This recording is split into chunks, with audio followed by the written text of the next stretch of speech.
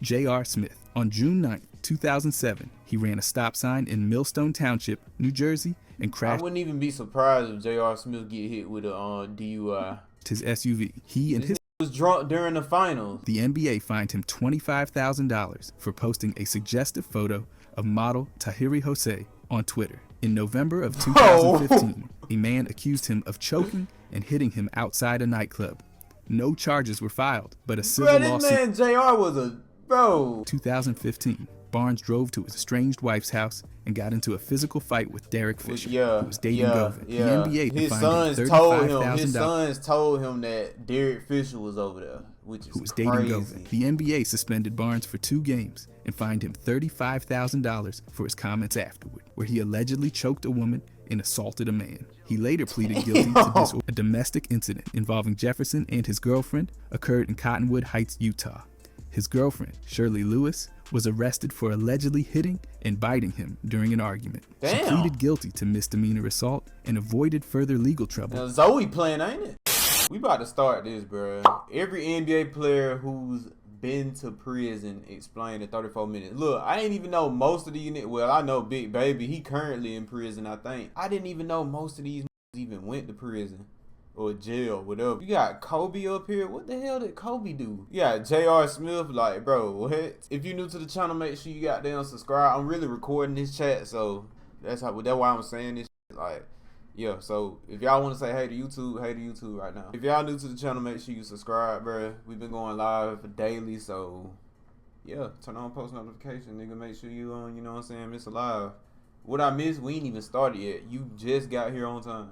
Allen Iverson. The chaos started at a bowling alley in Hampton, Virginia, back in February of 1993. Oh, as a matter of fact, I do remember this situation with Allen Iverson because I watched this documentary or something like that. Iverson was only 17, but he was already a standout in both football and basketball. That night, a fight broke out involving dozens of people after someone allegedly threw a racial slur at Iverson's group. It turned into a full-blown brawl with chairs flying. Somehow, despite the crowd being a mix of both black and white individuals, only Iverson and 3 of his black friends were charged. Prosecutors hit them with a law meant to fight lynching, charging them with maiming by mob. Iverson got tried as an adult and sentenced to 15 years, but 10 were suspended. He served 4 months in a correctional facility before getting conditional clemency from the governor. The court later overturned the conviction, saying there just wasn't enough evidence to prove he was trying to maim anyone. The whole thing tore through the Hampton community and lit up national media. A lot of people saw it as an ugly example of racial injustice. Years later, ESPN even made a documentary about it. That one incident didn't just affect Iverson's life, it became a lens into much deeper issues. Dennis Rodman. Back in August of 1999. I ain't gonna lie, bro. Dennis Rodman, I could tell, like, you could just look at him and, like, just see he been, you know what I'm saying? Got busted for public drunkenness after an altercation. I'm not even surprised about Rodman. Back in August of 1999, he got busted for public drunkenness after an altercation at a California bar. He spent the night in jail, but the charges disappeared. A few months later, he and Carmen Electra were both arrested after a domestic dispute that ended with dropped charges and temporary restraining orders. December rolled around and Rodman got arrested again, this time for driving under the influence and having no valid license. He pleaded guilty, paid fines, and went through a Don't judge. Under the influence. I mean, look at his face. You could tell, like, bro, this is Dennis Rodman. Like, and having no valid license. He pleaded guilty, paid fines, and went through a treatment program. Then came April of 2004, and Las Vegas police picked him up for another drunk driving incident. He took a deal, paid a fine, and served 30 days this nigga was a drinker under home detention. In 2008, he was arrested again for domestic violence after an incident at a Los Angeles hotel. He pleaded no contest and got probation, counseling, and community service. In 2018, he was arrested for driving under the this man stayed driving drunk, bruh. Influence again. That led to probation. Then in 2019, he was accused of helping steal items from a yoga studio and charged separately for battery after allegedly slapping a man. And in 2024, a lawsuit accused him of assault. Delonte West. Back in September of 2000. Ooh, this nigga LeBron got him up out of there. 2009, he got pulled over in Maryland riding a 3-wheel. Rewind. For what? What happened? What happened? He could have hired a driver? Yeah, for real though, like. Motorcycle. Inside a guitar case, police found 3 loaded guns, including a shotgun and 2 pistols. He pleaded guilty and got probation, community service, and counseling. Fast forward to October of 2021, he was arrested in Florida for banging on a police station door while holding open containers of beer and vodka. The charges? Disorderly intoxication and resisting arrest. Then, in June of 2024, things escalated. Police tried serving him a warrant in Virginia, but he ran and was later found unresponsive. Narcan had to Delonte West was cold too, bruh. Be used twice for what appeared to be an opioid overdose. He was hit with multiple misdemeanors and released on bond. A few months later, in November, he got arrested again for trespassing in a restricted area. There was video evidence, and again, he was released after posting bond. He was scheduled for court in June and July, but by the end of July, several charges were dropped. West's legal troubles are tangled up in a long battle with bipolar disorder and substance abuse. He's publicly struggled, despite past support and rehab efforts. By the way, if you guys want to subscribe, I'm going to be posting every day. Thanks. Bruh. Anyway. Ever since he started, well, I don't know if it's true. He was trying to mess with LeBron mama or something like that, but ever since then, his life been going downhill, bro. Charles Barkley. In December of Charles Barkley, bro. 1991, after a game in Milwaukee, Barkley got into it with some guys outside a bar who were heckling him. He punched one of them and broke the guy's nose. That landed him in jail for a few hours, but a jury ended up clearing him. Then in October of 1997, down in Orlando, he got pelted with ice after refusing an autograph. Barkley didn't brush it off. He threw the guy through a plate glass window. He got arrested and charged with aggravated battery and resisting arrest. His only regret? Not throwing the guy from a higher floor. Then came December of 2008 in Scottsdale, Arizona. He ran a stop sign, flunked a sobriety test, and was arrested for driving under the influence. He pleaded guilty and got 10 days in jail, which dropped to 3 after he completed treatment. He did his time at Tent City in March of 2009. He also racked up a $400,000 gambling debt in Vegas. Charles, bro, Chuck, what is this? He turned into criminal charges before he paid it off. Barkley's admitted to being arrested multiple times and credits his wife for sticking with him through it all. Glenn Davis. On May 9, 2024, we know about Glenn. He was sentenced to 40 months in federal prison for helping scam the NBA players' health and benefit welfare plan out of over $5 million. Davis, along with others, submitted fake medical and dental claims. One of the more ridiculous ones, he claimed to get dental work done in Beverly Hills while actually traveling from Las Vegas to Paris. In November of the previous year, he was found guilty of healthcare fraud, wire fraud, and making false statements. His punishment didn't stop at prison. He also got hit with 3 years of supervised release, had to pay $80,000, and was required to take financial management classes and go through drug treatment programs. His prison date was pushed from September to October so he could finish a in jail, bro. Documentary about his life, looked like he belonged there, which the court hoped might help with his financial mess. Davis, who played 9 seasons in the league and scored over 4,000 points, was known just as much for his big personality as for his play. But this part of his story turned out to be less about basketball and a lot more about fraud and consequences. Jason Williams. On February 14, 2002, he shot and killed limousine driver Kostas Christofi. It was 2 Jason Williams in the NBA? At his New Jersey mansion. The driver had just brought Williams' charity basketball team from an event, and during a house tour, Williams handled a shotgun that discharged and killed him.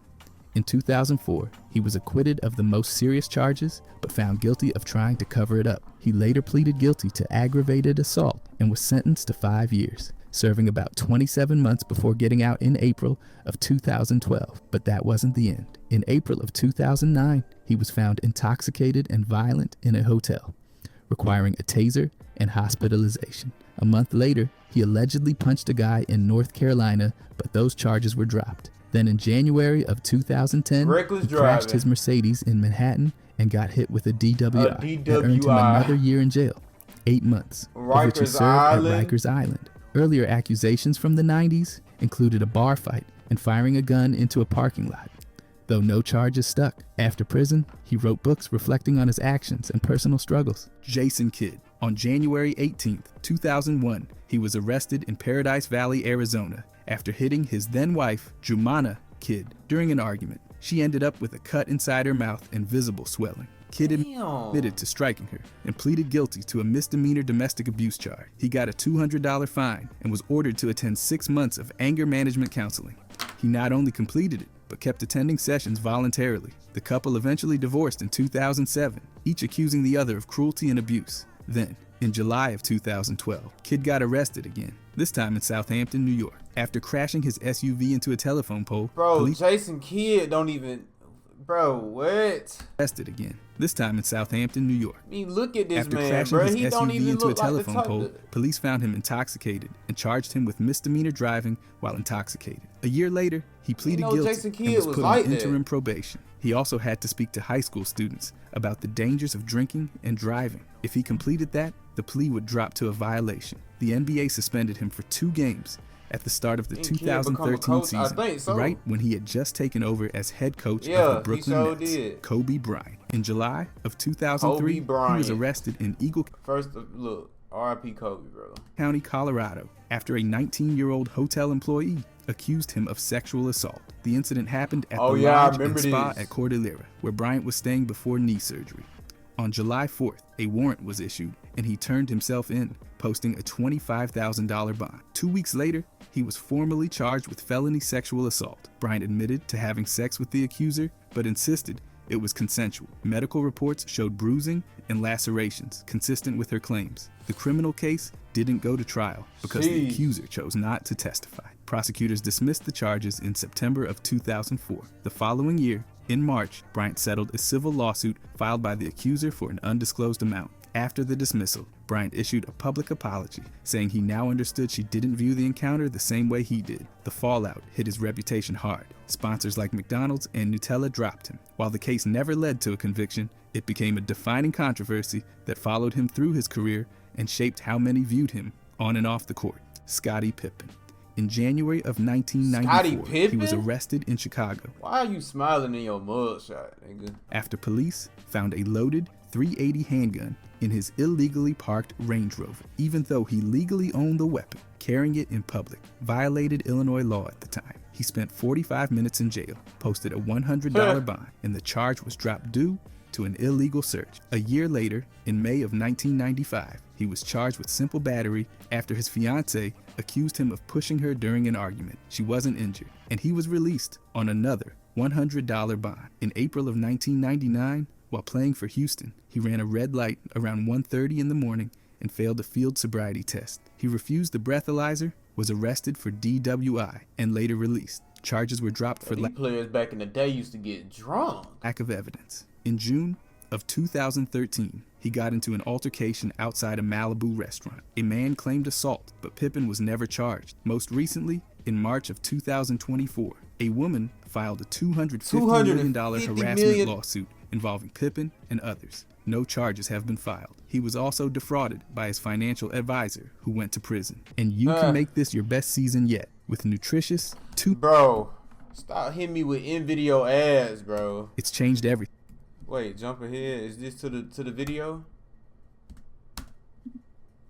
Bro, what? Plus free shipping. Thank you, fact. J.R. Smith. On June 9th, 2007, he ran a stop sign in Millstone Township, New Jersey, and crashed. I wouldn't even be surprised if J.R. Smith get hit with a DUI. His SUV. He and his nigga was drunk during the finals. Passenger, Andre Bell, were ejected, and Bell later died from his injuries. Smith wasn't indicted for manslaughter, but did plead guilty to reckless driving. He got 90 days in jail, with 60 suspended, and served 24 days before release. The NBA suspended him for 7 games to start the 2009 season. In May of 2012, he was arrested in Miami Beach due to a bench warrant after missing a court date for a scooter violation. He was released after posting bond. That same year, the NBA fined him $25,000 for posting a suggestive photo of model Tahiri Jose on Twitter. In November of 2015, a man accused him of choking and hitting him outside a nightclub. No charges were filed, but a civil lawsuit man JR was a followed. On May 31st, 2020, during the George Floyd protests, Smith was caught on video beating a man who damaged his truck. He later admitted it was retaliation. Through it all, Smith kept playing professionally and even joined a college golf team. Javaris Crittenton. In December And he of won the championship. 2009, while playing for the Wizards, he and Gilbert Arenas pulled guns on each other in the locker room during a dispute over gambling debts. The league suspended both for the rest of the season, and Crittenton never returned to the NBA. After failing to revive his career, he got involved with the Mansfield Gangster Crips. In August of 2011, he fired shots from a car in Atlanta, aiming at someone he believed robbed him. He missed and killed Julian Jones, a 22-year-old mother of 4. He was arrested later that month in California. In 2013, he was indicted on 12 charges, including murder and gang activity. In April of 2015, this nigga threw his whole life away. He accepted a plea deal for voluntary manslaughter. How do you do this while in the NBA? Like, and aggravated assault, receiving 23 years in prison. His cousin got 3 years for his role. While out on bond before sentencing, Crittenton was also indicted for conspiring to distribute cocaine and marijuana. After serving about 10 years, he was released in April of 2023 under strict probation. Since then, he's done public speaking and appeared in a Netflix documentary covering his fall from the NBA. Ron Artest. On November 19th, come on, it's no surprise, bro. Ron Artest was crazy as hell on the court. 2004. This he was is no at the surprise center to of me. the infamous Malice at the Palace Brawl. Malice at the Pacers Palace. and This Pistons. was, bro. That was a crazy brawl. After bruh. a fan threw a Who drink, remember that? Artest charged into the stand, sparking one of the wildest scenes in NBA history. He was charged with misdemeanor assault and battery, pleaded no contest, and got 1 year of probation, 60 hours of community service, a small fine, and anger management. The NBA hit harder. He was suspended for the rest of the season, including 73 regular games and 13 playoff games, costing him about $5 million. Then in March of 2007, he was arrested at home in California after his wife reported being assaulted. He pleaded no contest to domestic violence and was sentenced to 20 days in jail, with 10 suspended. He served the time through a work release program and had to complete 100 hours of community service and counseling. The NBA suspended him for 7 games. He also had earlier suspensions for smashing a TV camera, fighting with a coach, and taking time off to promote a music album. In 2007, he gave up his dog due to neglect claims. Kevin Porter Jr. It better not have been that song on was it on 2K11, bruh? Y'all know what song I'm talking about. In November of 2020, he was arrested in Ohio after crashing his car. Police found a loaded gun in the vehicle, but a grand jury declined to indict him since both the car and the gun belonged to his mother. Misdemeanor charges for driving without a license were also dropped. Then in September of 2023, he was arrested in Manhattan after allegedly assaulting his girlfriend, former WNBA player KeeGoDumb. Prosecutors said he hit her several times and choked her, causing a deep cut and a fractured vertebra. He was charged with felony assault and strangulation. As part of a plea deal, he pleaded guilty to misdemeanor assault and harassment. The deal required him to complete a 26-week domestic violence program and follow a limited protection order. If completed, he could withdraw his assault plea. After the arrest, the Rockets banned him from team activities. He was traded to the Thunder and immediately waived. In 2024, he signed with Greek club PAOK Thessaloniki and played 6 games, posting impressive stats. By July, he signed with the Clippers, and in February of 2025, he was traded to the Milwaukee Bucks. Malik Beasley. On September 26, 2020, he confronted a family who had stopped near his home in Plymouth, Minnesota. The house had mistakenly been listed on a Parade of Homes tour, and Beasley responded by pointing a rifle at the occupants, which included a child. When police arrived, they smelled marijuana and got a search warrant. Damn. Inside, they found around 2 pounds of marijuana and several firearms. One of them reported stolen. Beasley was charged with felony threats of violence and 5th-degree drug possession. In December, he accepted a plea deal and pleaded guilty to the felony threat charge, with the drug charge dropped. He was sentenced in February of 2021 to 120 days in the Hennepin County Workhouse to be served after the season. His conditions included 3 years of probation, anger management classes, random drug tests, and a permanent firearms ban. He started serving his sentence in June and was released after 78 days for good behavior. The NBA suspended him for 12 games that season as a result of the incident. Beasley's legal issues added serious weight to a career that had already seen plenty of attention for his on-court performance. Oliver Miller. On April 17, 2011, during a barbecue in Arnold, Maryland, he got into a heated argument with his girlfriend's brother, Jason Worley. The confrontation turned violent when Miller hit Worley in the head. Bro, if this was him in the NBA, bro, if this was him before all this, bro, he wasn't gonna make it that far. Look at how he's shaped, like several times with a handgun, causing injuries that required 11 staples. He was arrested and charged with first and second degree assault, reckless endangerment, use of a handgun in a violent crime, possession of a handgun, and disorderly conduct. On November 1st, he pleaded guilty to first degree assault and carrying a handgun. He was sentenced on February 3rd, 2012 to 5 years in prison, with all but 1 year suspended. After serving his sentence, he was placed on 5 years of probation. Before his legal troubles, Miller had a 9-season NBA career. Drafted 22nd overall by the Phoenix Suns in 1992, he played for several teams, including the Pistons, Raptors, Mavericks, Kings, and Timberwolves. He was part of the Suns' run to the 1993 NBA Finals and had a standout season with Toronto in 1996. Miller passed away from cancer on March 12, 2025, at the age of 54, closing a turbulent chapter after a promising NBA career. Taurean Prince. On May 19, 2022, he was pulled over in Arlington, Texas, for driving with expired registration tags. During the stop, Prince told officers he had 2 handguns in the car. As they were being retrieved, the officer noticed a vape pen suspected of containing THC oil, along with a canister of marijuana. That led to charges for unlawful carrying of a weapon, possession of marijuana under 2 ounces, and possession of a controlled substance. In Texas, having a firearm while committing another offense makes the weapons charge more serious. The investigation took time due to lab testing. Then, on August 25th, Prince was arrested at Miami International Airport on a fugitive warrant tied to the Texas charges. He was booked into Turner Guilford Night Correctional Center and later released on bond. In November, a grand jury in Texas declined to indict him on the controlled substance charge, and the weapons charge was dropped soon after. Prince made a public statement calling the incident unfortunate and maintained his innocence. The whole situation reflected just how messy local drug and firearm laws can get, especially for public figures caught in legal gray areas. Jack Molinas. In 1953, he was drafted 3rd overall by the Fort Wayne Pistons and quickly made an impact, averaging over 11 points and 7 rebounds per game. But his career was derailed in January of 1954 when he admitted to betting on games, including ones he played in. The NBA banned him for life. He tried to sue the league for $3 million,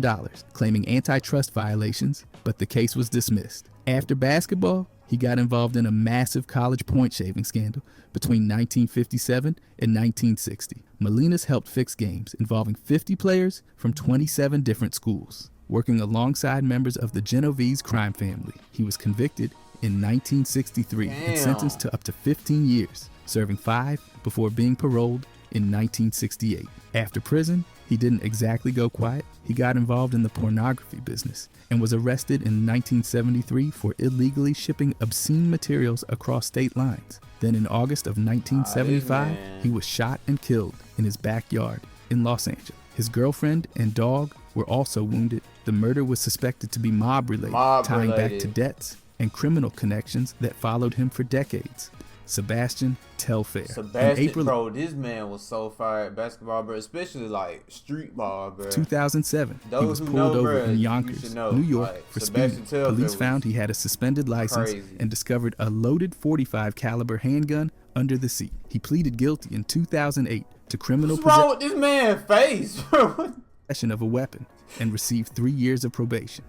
The NBA suspended him for 3 games. Then in June of 2017, Telfair was stopped again in Brooklyn, this time for driving without headlights and parking illegally. Officers smelled marijuana and saw a lit joint. A search uncovered 3 loaded handguns, a semi-automatic rifle, a ballistic vest, and several bags of marijuana. Damn, bro, who after you? He was charged with criminal weapon possession and other offenses. In April 2019, he was convicted, and that August, he was sentenced to 3.5 years in prison. However, in November of 2023, his conviction was overturned after a court ruled that previous incidents used in the trial may have biased the jury. Back in October 2021, he was also charged with healthcare fraud. He pleaded guilty in March 2023, got probation, and was ordered to forfeit over $350,000. Mookie Blaylock. On May 31st, 2013, he crossed the center line while driving in Clayton County, Georgia, and collided head-on with a van. Monica Murphy, a 43-year-old mother of 5 was killed and her husband was seriously injured. At the time, Blaylock had been ordered by doctors not to drive due to seizures related to alcohol withdrawal. Despite that, he was behind the wheel. He was charged with vehicular homicide, driving with a suspended license, and failure to maintain his lane. In October of 2014, he took a plea deal, pleading guilty to vehicular homicide and serious injury by vehicle. He received a 15-year sentence, with 3 years to be served in prison and the rest on probation. He was also ordered to complete 1,500 hours of community service, attend Alcoholics Anonymous twice weekly, and never drive again during the sentence. Blaylock had a long history of alcohol abuse, with 7 DUI arrests, 6 of which came after the alcohol, bro. His NBA career ended in 2002. During his playing days, he was a defensive standout, leading the league in steals twice and making an all-star appearance in 1994 with the Atlanta Hawks. James Bouknight. On October 16, 2022, Charlotte police found him like Wemby a little bit unconscious in a running car parked in a deck on East Brooklyn Village. This man got, what is that? This nigga got a Glock stuffed in Doritos? Avenue. The vehicle was still in drive. Officers spent nearly an hour trying to wake him using lights, sirens, and air horns. When he finally came to, Bouknight refused commands, appeared confused, and ended up hitting 2 police vehicles before being detained. His blood alcohol level was 0.14, well above the legal limit of 0.08 in North Carolina. He also had a Glock 23 on him, but wasn't charged with any firearm offense since he had a pending concealed carry permit and was within state open carry laws. Prior to that, he had several reckless driving charges between November of 2021 and October 10, 2022. In April 2024, Bouknight pleaded guilty to impaired driving and received 12 months of unsupervised probation. He was ordered to complete 24 hours of community service or provide proof of inpatient substance abuse treatment. His license was suspended for the probation period. After these incidents, the Hornets waived him in February of 2024, ending his stint with the team. P.J. Tucker. In May of 2014, he was arrested in Scottsdale, Arizona for driving under the influence. His blood alcohol content was recorded at 0.2. This man is only in the NBA for just to get his shoe collection up, bro. I haven't heard anything good about P.J. Tucker. For driving under the influence. Besides his shoes. Blood alcohol content was recorded at 0.222%, nearly 3 times the legal limit in the state. Tucker later pleaded guilty to an extreme DUI charge, a more severe classification due to the high BAC level. As part of the legal outcome, he faced penalties under Arizona law and was also suspended by the NBA for the first 3 games of the 2014-15 season without pay. The league's disciplinary action reflected the seriousness of the offense, though Tucker complied fully with the legal process. Since that incident, he hasn't been publicly connected to any other legal trouble. His career continued without further disruption, and he's maintained a solid reputation. Tucker has played for several NBA teams, including the Suns, Raptors, Rockets, Bucks, and Heat. He played a major role in helping the Bucks win the 2021 NBA title with his signature defense and toughness. Before that, he spent time overseas in places like Germany and Israel. The DUI remains the only notable legal issue in a career otherwise marked by... I hope that's not his jump shot for real. What is that? Why is he holding the ball with 2 fingers? What? Professionalism and he in the NBA. I can't say nothing. Steady leadership. Greg I can't say nothing. He's on August 7th, 2014, he was arrested in Lawrence, Indiana, after police responded to a domestic disturbance at his mother's house. Officers found his ex-girlfriend with visible injuries, including a swollen eye, lacerations on her face, and a broken nose. Blood was seen on the furniture and floor, and a flower pot had been knocked over. Odin admitted to hitting her during an argument and said things got out of control. Witnesses, including a relative, tried to restrain him. He was charged with felony battery, causing serious bodily injury, and 2 counts of misdemeanor domestic battery.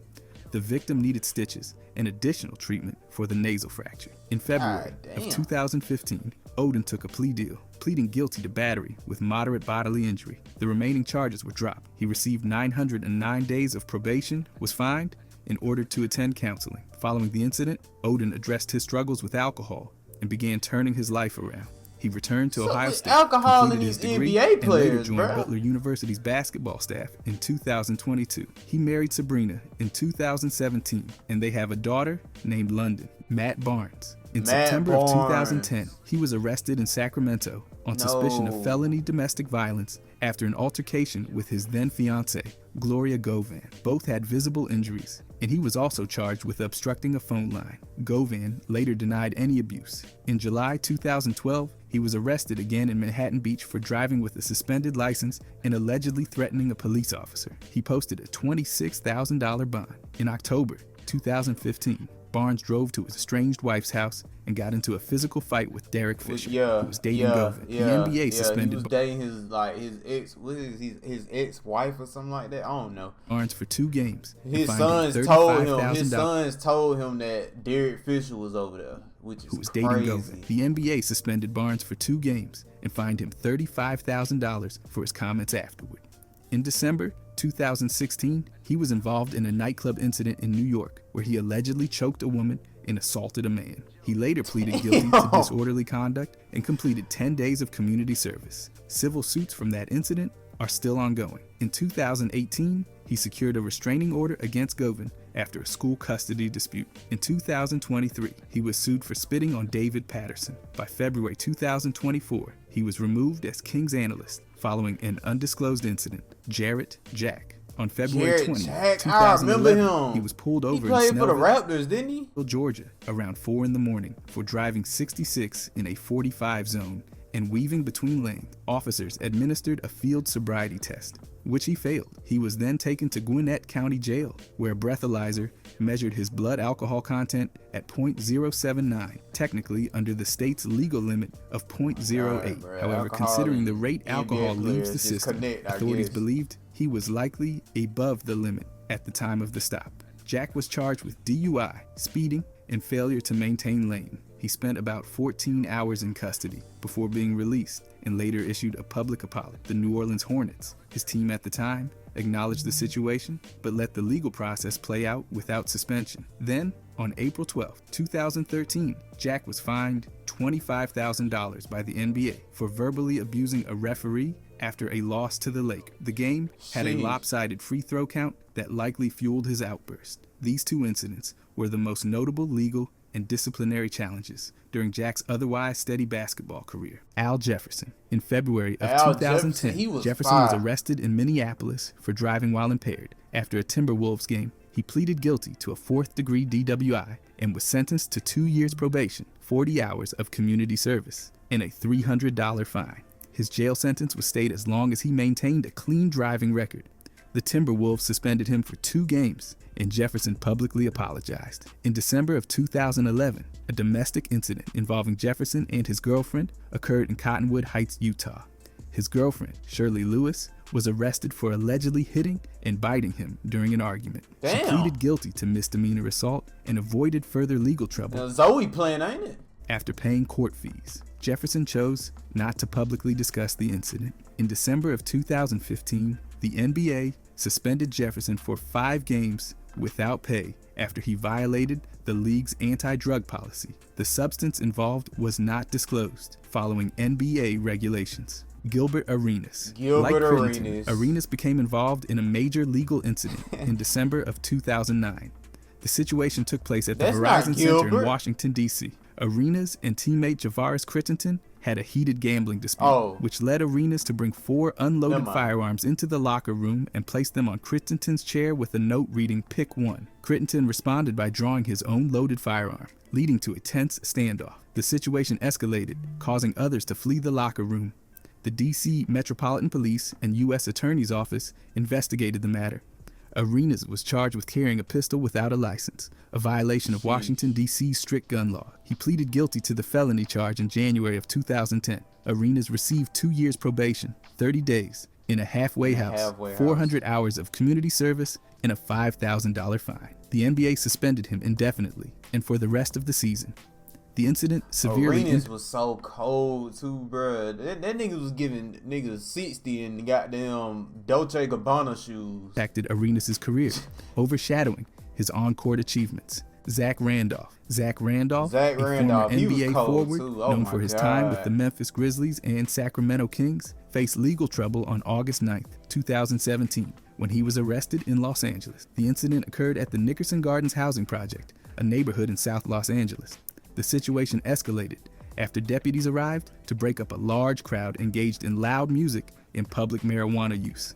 The confrontation led to damage to 6 police vehicles, and Randolph was one of several individuals detained. He was arrested for felony marijuana possession with intent to sell due to the large quantity of marijuana found in his possession. Randolph was booked into jail at 4:23 a.m. on August 10th with a $20,000 bail. In September, he pleaded no contest to a misdemeanor charge of resisting arrest, and the felony charge was dropped. He was sentenced to 150 hours of community service and ordered to stay away from drug dealers. The NBA did not impose additional penalties, and the Sacramento Kings issued a brief statement acknowledging the situation. Randolph, who had a strong community reputation, expressed that he felt wrongfully arrested. Michael Beasley, a former NBA forward, faced multiple legal issues during his career. In September of 2000, still can hoop too, but he just old. You know, he ain't Beasley was involved in an incident during the NBA's rookie transition program. Police responded to a hotel room after a fire alarm went off at 2 a.m. and marijuana was detected. Although no marijuana was found,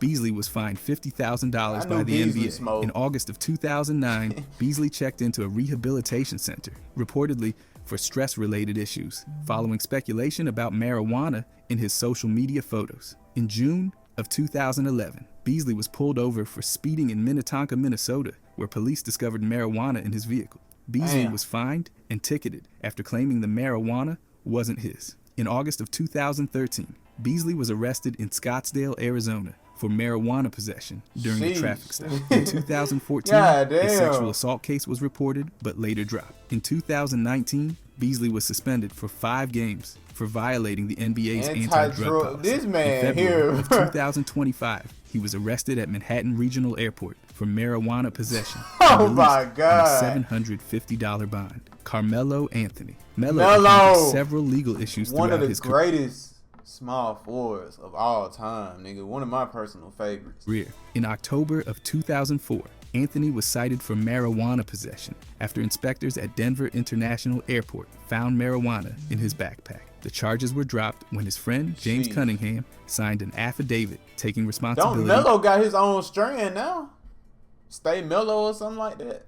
Charges were dropped when his friend James Cunningham signed an affidavit taking responsibility for the marijuana. Later in 2004, Anthony appeared in a controversial Stop Snitching video, which warned that cooperating with the police would lead to violence. He later distanced himself from the video. In December of 2006, during a game between the New York Knicks and Denver Nuggets, Anthony was involved in a brawl, which resulted in a 15-game suspension. In April of 2008, Anthony was arrested on suspicion of driving under the influence after weaving through lanes and failing to dim his headlights. He failed sobriety tests and was ticketed. The Denver Nuggets suspended him for 2 games, and he pleaded guilty to driving while ability impaired. The original charge was dropped, and he was sentenced to 1 year probation, 24 hours of community service, and $1,000 in fines. Jason Richardson, a former NBA player known for his dunks, faced multiple legal issues during his career. In April of 2003, Richardson was arrested after an altercation with his ex-girlfriend in Saginaw, Michigan. He was charged with misdemeanor domestic violence after pushing her into a wall and kicking her. The Golden State Warriors suspended him for 3 games without pay. In November of 2004, Richardson was convicted of felony child abuse after an incident involving his 6-year-old daughter. He was sentenced to 4 years of supervised probation. In December of 2010, Richardson was convicted of vehicular homicide due to intoxication. Jason Richardson got a son, like he played for RWE, I think. I think that's his son. I don't know, but that nigga fire. Car accident, and he was sentenced to 8 years in prison. In 2005, Richardson faced multiple charges of reckless endangerment across several incidents in Tennessee. He was convicted in each case and sentenced to 6 days in jail per conviction. These repeated offenses led to ongoing legal troubles and affected his career. The accumulation of these charges raised serious concerns about his behavior, leaving a significant mark on his personal and professional life. If you enjoyed this, I'm going to be posting a lot here. I would greatly appreciate it if you could subscribe. Thanks for my favorite players, I ain't even know they got arrested. Well, I knew AI got arrested. I knew Kobe. Yeah. I ain't too much know about Melo, but bro, what is up with the NBA and alcohol, bro? Most of these niggas got arrested for alcohol.